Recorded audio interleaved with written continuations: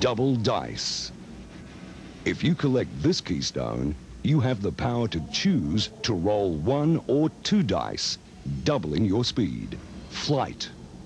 If you have the keystone providing the power of flight, you can move from one province to another without having to roll the dice.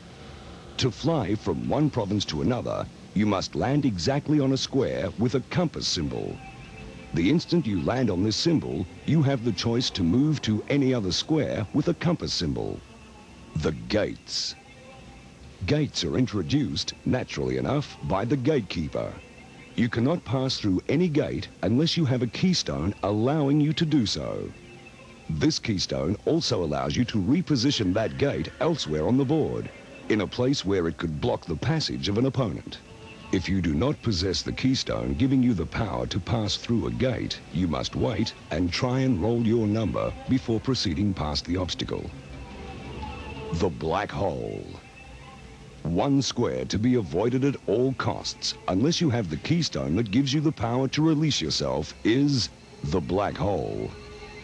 If you are unfortunate enough to stumble into a black hole, or worse, be banished to one by the gatekeeper, you cannot play again until you are released by the gatekeeper or have the keystone allowing you to free yourself.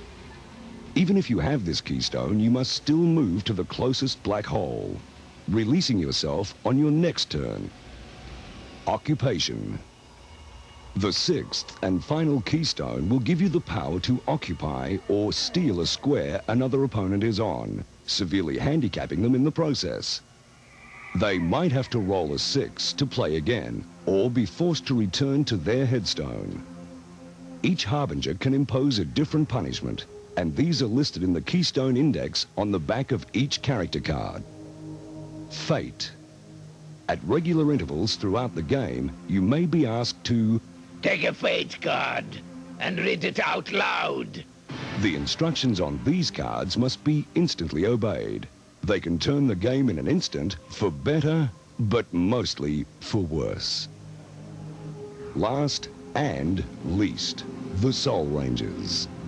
The simple numbskulls who failed to become Harbingers, who failed to make it to headstones in time. Found in the sewers or the dark side of the provinces, they play by their own set of rules, preying on anybody foolhardy enough to venture into their underground waste. If you are unfortunate enough to remain a ranger, your first job will be to turn any unclaimed provinces over to the other side, reposition any keystones, and then take a Soul Ranger card. Any Harbinger caught in a province that is turned over must return to their headstone. Soul Rangers play the game using their skulls and can resume play from any square bearing this symbol in any sewer.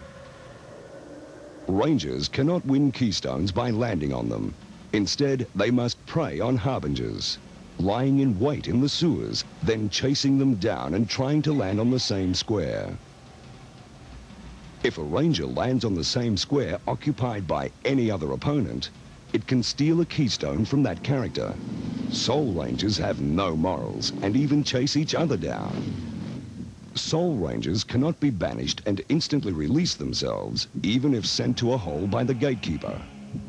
Fortunately, Soul Rangers are confined to the sewers and cannot set foot in a province unless the gatekeeper releases them, or they have enough keystones to release themselves. Soul Rangers must return to the sewers if a curfew is imposed, unless they have the keystone which frees them. In which case, they can ignore any curfew and continue playing in the provinces.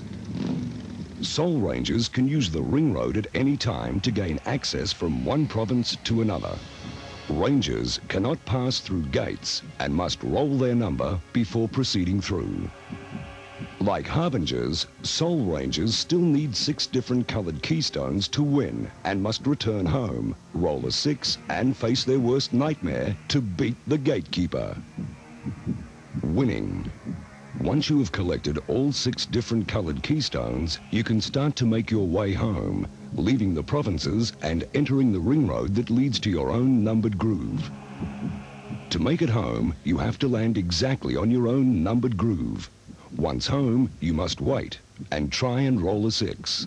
The instant you roll a 6, request an opponent to remove the well, shake out a fear, and read it out loud. If it is not your fear, say not and press stop on the VCR, stopping the clock and beating the gatekeeper. But if it is your worst nightmare, the fear must be returned to the well, and you must return to your headstone and try again. This is pathetic to have to watch. Truly pathetic. And I have seen enough. The chosen one should now rewind the tape and begin the game.